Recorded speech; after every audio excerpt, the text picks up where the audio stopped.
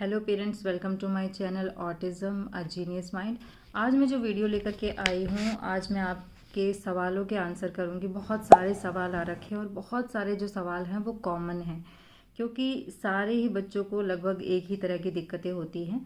तो मुझे लगा चलो काफ़ी दिनों से मैं एक्टिविटी की वीडियो बना रही हूँ और अलग अलग टॉपिक पे वीडियो बनाई है, और सवालों के आंसर वैसे तो मैं करती हूँ, लेकिन मुझे लगा कि चलो आज डिटेल में बात करते हैं, क्योंकि कई चीज़ें हम आंसर में शायद उस तरह से एक्सप्लेन नहीं कर पाते हैं जैसे आपको समझ आ जाए। तो आप लोग नहीं समझ पाते हो, फिर वैसे ही उससे मिलता जुलता आपका सवाल आता है। तो चलो मैं आज आप लोगों के सवालों के ही आंसर करती हूँ। कुछ ऐसे सवाल हैं जो लगभग एक जैसे हैं। तो चलिए आज का वीडियो शुरू करते हैं। तो जो फर्स्ट क्वेश्चन है वो है, रेशमा शेख मैम ने ये पूछा है कि अभी आपका बेटा सोशली कैसा है। तो मैम मेरा बेटा सोशली ठीक है, ना तो बहुत ज़्यादा सोशल है। अगर एक नॉर्मल बच्चे से कंपेयर करूँ तो डेफिनेटली वैसा तो नहीं है, लेकिन अगर एक ऑटिज़म वाले बच्चे के हिसाब से देखूँ तो बहुत अच्छा है। उसे अपनी फैमिली का पता है, अपने दोस्तों का पता है, अपने मामा की साइड, बुआ की साइड, उसको सबको जानता है वो, और लगाव भी है उसको सबसे।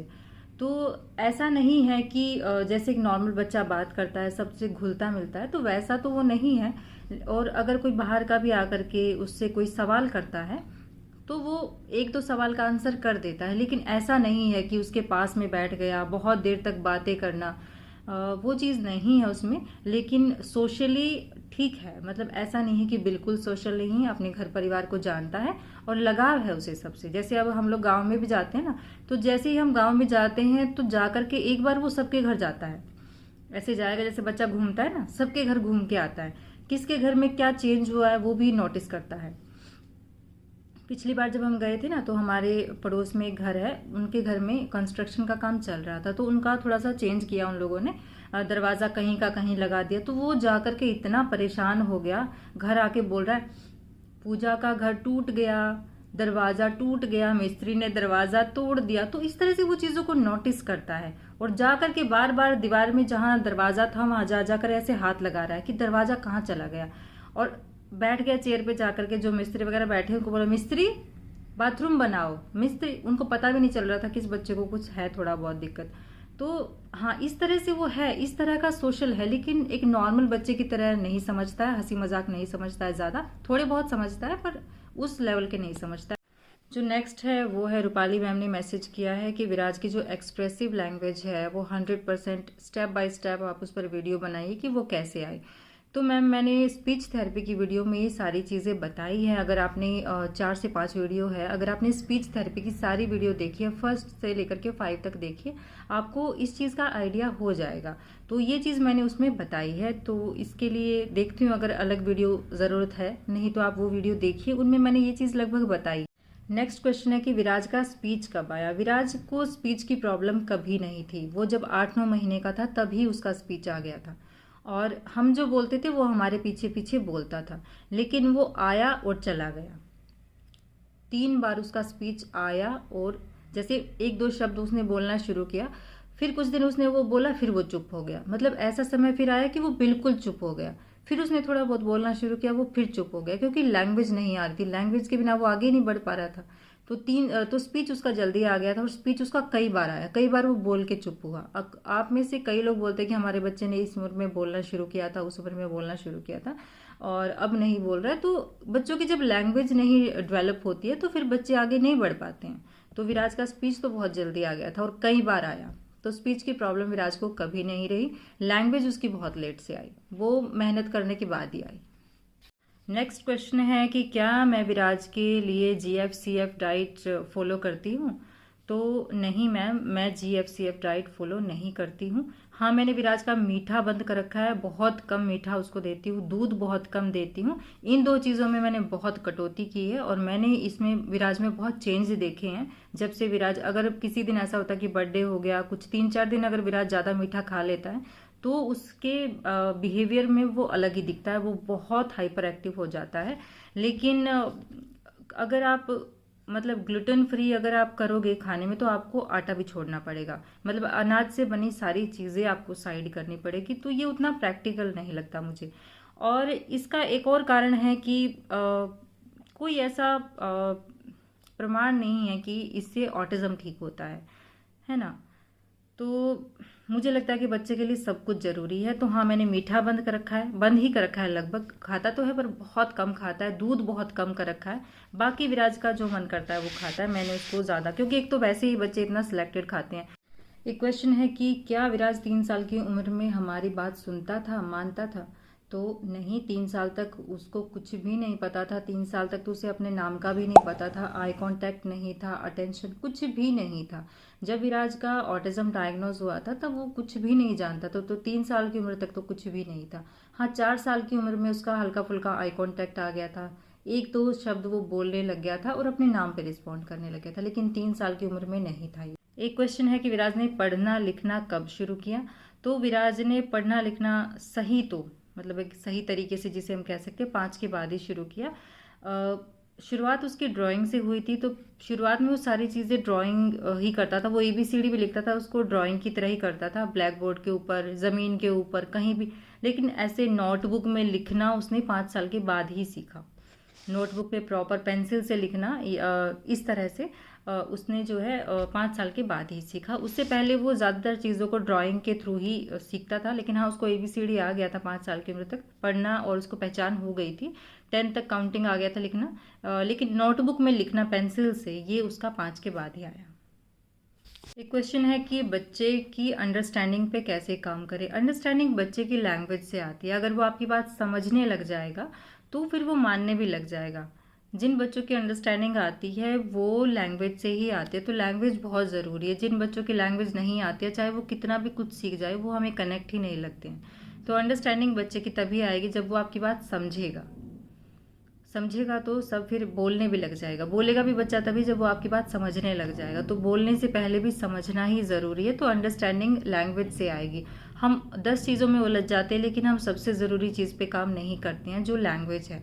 और लैंग्वेज के ऊपर आपको बहुत कम वीडियो मिलेगी, अगर आप चाहे कहीं भी जा करके देख लें। लेकिन लैंग्वेज ही मुझे लगता है कि सबसे बड़ी चीज़ है जो बच्चे को आगे नहीं बढ़ने देती है ना सोशल होने देती है। तो लैंग्वेज पे आप ज़रूर काम करें बच्चे की। जो नेक्स्ट क्वेश्चन है कि विराज कितने साल का है और कौन सी क्लास में पढ़ता है? तो विराज 6.5 साल का है और अभी फर्स्ट में पढ़ रहा है। ये तो पिछले साल भी विराज फर्स्ट में ही गया था, लेकिन हाँ, वो नर्सरी LKG UKG में नहीं गया, वो सीधा फर्स्ट में गया था। तो पिछले साल वो थोड़ा लेट से गया था और बहुत सारी चीज़ें थी, बाकी भी बहुत सारी प्रॉब्लम थी, तो उन पे काम किया गया, उसको घर पे पढ़ाया गया। तो इस साल वो क्लास में बैठ रहा है और अच्छे से पढ़ लिख रहा है। तो इस साल विराज फर्स्ट में जा रहा है। नेक्स्ट है कि क्या विराज पूरा दिन के लिए स्कूल में जाता है? जी हाँ, वो पूरा दिन के लिए स्कूल में जाता है। सुबह विराज यहाँ से चला जाता है, 7 बजे से भी पहले ही चला जाता है, और आता है वो 2 बजे आता है, मतलब 1:30 बजे उसकी छुट्टी हो जाती है, तो 2 बजे तक आता है घर। तो पूरा दिन के लिए जाता है, जितना स्कूल का टाइम है वो पूरा दिन वहीं रहता है। और अब वो क्लास में भी स्टेबल हो चुका है। क्लास में भी अब उसका ये नहीं है कि पहले इधर उधर भागता रहता था, लेकिन अभी वो स्टेबल हो चुका है क्लास में भी। तो हाँ, पूरा दिन के लिए स्कूल जाता है। नेक्स्ट है कि विराज ने किस एज में आंसर करना स्टार्ट किया? तो आंसर विराज ने 5 के बाद ही शुरू किया, उससे पहले वो आंसर नहीं करता था। और येस और नो में उसने शुरू किया था। पहले आंसर करना येस और नो में शुरू किया था, लेकिन धीरे धीरे उसको समझ आने लगेगा कि मुझे कैसे आंसर करना है। लेकिन अभी भी वो ऐसे नहीं है कि बहुत अच्छे से आंसर करता है, बहुत सिंपल आंसर करता है। कल मैंने उसकी एक वीडियो डाली थी स्पीच थेरेपी, जो इमोजी के साथ इमोशन वो बता रहा है। आपने वो वीडियो अगर नहीं देखी है तो आप उसमें आपको देख के आइडिया हो जाएगा कि, क्योंकि उसमें वो खुद बोल रहा है, वो मुझसे बात कर रहा है और वो चीज़ें बता रहा है जो मुझसे पूछ रही हूँ, तो आपको एक आइडिया होगा कि वो किस तरह से बात करता है। उसका कम्युनिकेशन आ चुका है, लेकिन बहुत सिंपल है। हाँ, एक चीज़ अच्छी है कि एकोलेलिया जा चुका है, तो हाँ, आंसर करता है। वो 5 के बाद ही उसने आंसर करना स्टार्ट किया, उससे पहले वो आंसर नहीं करता। नेक्स्ट क्वेश्चन है कि विराज की थेरेपी कब शुरू हुई? तो थेरेपी हमें जैसे ही विराज के ऑटिज्म का पता चला था, हमने तुरंत ही उसकी थेरेपी स्टार्ट कर दी थी। तो पहली स्पीच थेरेपी थी और दूसरी थी बिहेवियर थेरेपी। ऑक्यूपेशनल थेरेपी वहाँ पे नहीं थी। तो 4 महीने ही हुए थे थेरेपी होते होते, तो उस समय फिर कोविड आ गया था। तो कोविड की वजह से वो सिर्फ 4 महीने ही हो पाई। लेकिन अच्छी चीज़ ये थी कि हम लोगों को सही समय पे पता चला, क्योंकि फिर अगर हमें उस समय नहीं पता चलता तो कोविड में और हमारे 2 साल खराब हो जाते, क्योंकि ऑटिज्म का तो हमें नहीं पता था।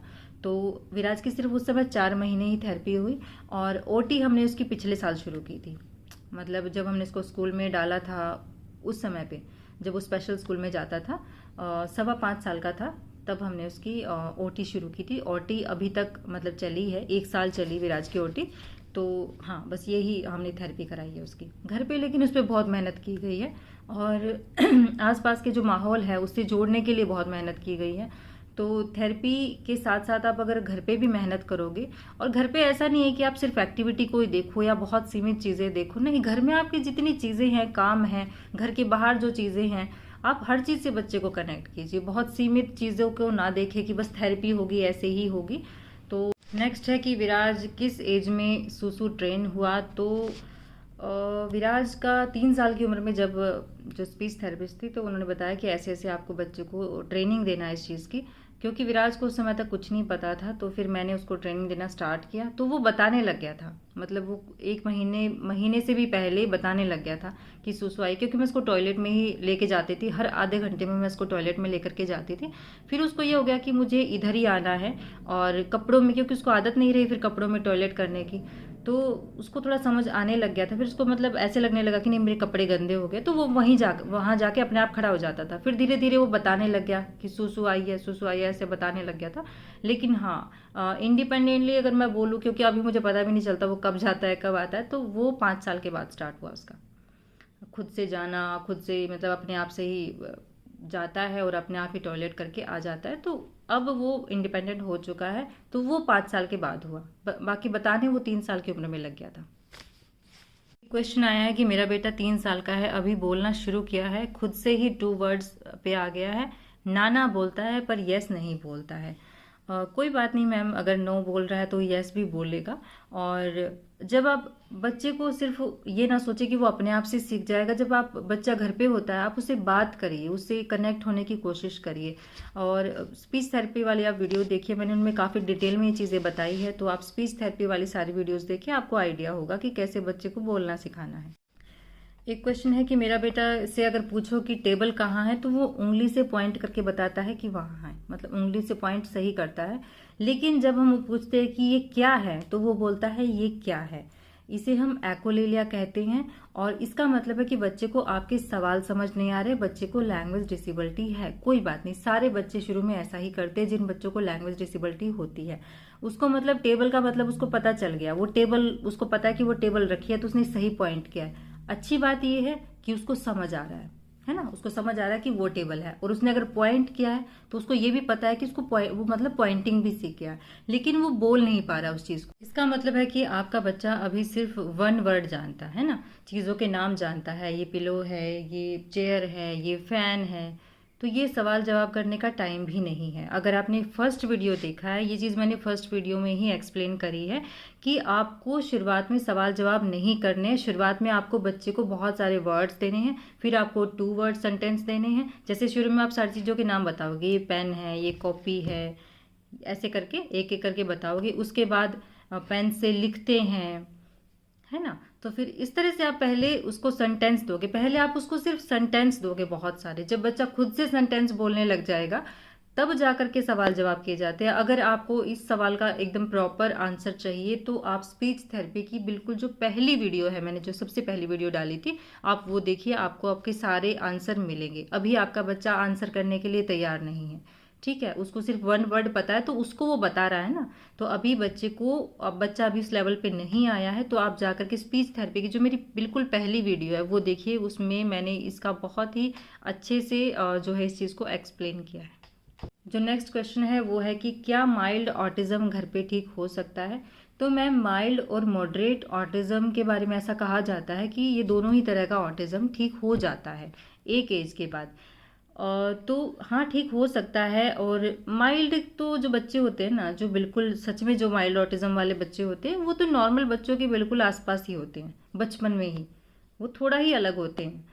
तो डेफिनेटली हो सकता है, अगर आप मेहनत करेंगे, काम करेंगे, अपने बच्चे के साथ कनेक्ट होंगे, उसके साथ खेलेंगे, उसको अलग अलग एक्टिविटी कराएंगे, उसे अपने साथ बिजी रखेंगे, तो क्यों नहीं हो सकता।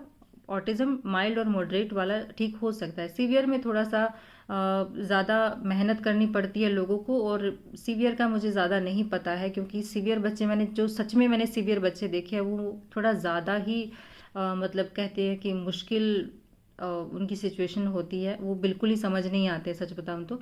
लेकिन माइल्ड और मॉडरेट वाले, क्योंकि विराज भी मॉडरेट में ही डायग्नोस हुआ था विराज का भी, तो अब अच्छा खासा हो चुका है, तो डेफिनेटली हो सकता है।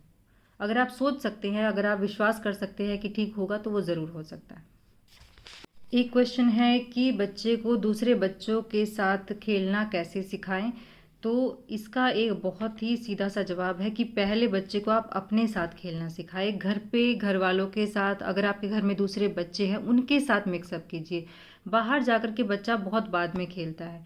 अगर मैं अपने विराज की बात करूँ तो मेरी बेटी के साथ वो बहुत अच्छे से खेलता है, मेरे साथ खेलता है, लेकिन अगर जब मैं बाहर जाती हूँ तो उसका बहुत ज़्यादा इंटरेस्ट नहीं है। दूसरे बच्चों के साथ खेल लेता है, उसके स्कूल के जो कुछ बच्चे हैं यहाँ पे, तो थोड़ा बहुत खेलता है। लेकिन अगर आप घर में पहले बच्चे को खेलना सिखाएंगे या आप घर में ग्रुप एक्टिविटी बच्चे की कराएंगे, तो फिर बच्चा अगर घर में खेलना सीख गया तो फिर बाहर भी खेलना सीख जाएगा। देखिए बच्चे क्यों नहीं खेलते हैं। एक तो इन बच्चों को लैंग्वेज की प्रॉब्लम होती है, सेंसरी की प्रॉब्लम होती है, ये दूसरों की सुनते नहीं है, और सुनते हैं तो उनको समझ नहीं आता, तो फिर ये बच्चे कैसे खेलेंगे। तो पहले बहुत ही सिंपल गेम से घर में शुरुआत करें। अगर आप घर में बच्चे के साथ खेलेंगे तो आप उसको बाहर लेके जाएंगे, धीरे धीरे वो बाहर भी खेलना शुरू कर देगा। तो इसका यही तरीका है। देखिए यहाँ से यहाँ की छलांग नहीं होती है ऑटिज्म में, है ना। सब कुछ इसी रास्ते से आएगा, धीरे धीरे आएगा, बच्चे में मेहनत करनी पड़ेगी आपको। नेक्स्ट जो है उसमें पूछा है कि मेरा बेटा फ़ैन बहुत दिखता है, इसके लिए मैं क्या करूं। तो कोई बात नहीं, फ़ैन दिखता है तो क्या हो गया। मैं देखो, आप ना ये सारी चीज़ें ये मत सोचो कि मुझे अपने बच्चे की ये चीज़ छुड़वानी है। मेरा बच्चा लाइनों में चीज़ें लगा के खेलता है, मुझे ये छुड़वाना है। मेरा बच्चा फ़ैन देखता है। विराज लाइट बहुत देखता था जब छोटा था ना, तो लाइट बहुत बहुत देखता था। हम लोग अगर सड़क से जा रहे हैं तो कोई बड़ी लाइट लगी है तो ऐसे उसकी गर्दन ही घूम जाती थी पूरी, वो आगे निकल जाता था, उसकी गर्दन ही घूमती रहती थी। तो क्या हो गया, देखा, धीरे धीरे चीज़ें अपने आप छूट जाती हैं, है ना। तो इन आप कोई भी चीज़ ऐसे ना सोचे कि मुझे छुड़वाना है, नहीं, उसको 10 चीज़ें सिखानी है, वो चीज़ अपने आप छूट जाएगी। अब वो किसी और चीज़ में इंटरेस्ट नहीं ले रहा, तो जो 2-4 चीज़ें हैं जिनमें इंटरेस्ट वो ले रहा है, तो उन्हीं को वो सारा दिन उन्हीं को देखता रहता है, उनके बारे में सोचता रहता है। तो आप उसको और चीज़ें सिखाइए। अगर आपका बच्चा लाइट देखता है, फैन देखता है, कोई बात नहीं, क्या हो गया देखता है, तो आप उसको और चीज़ों में बिजी करोगे तो वो अपने आप ही छोड़ देगा वो चीज़। अगर आपका बच्चा लाइन में भी चीज़ें लगा के खेलता है ना, तो ये ना सोचे कि मुझे ये छुड़वाना है, नहीं, आपको उसके साथ वैसे ही खेलना है।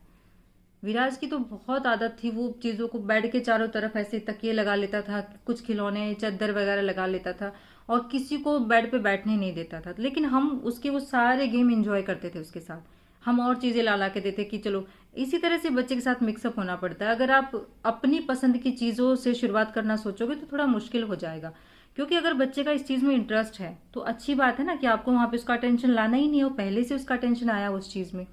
तो अगर फैन देख रहा है या लाइट देख रहा है तो मुझे कोई ज़्यादा बड़ी चीज़ नहीं लगती। और एक और क्वेश्चन है कि क्या विराज का माइलस्टोन डिले है।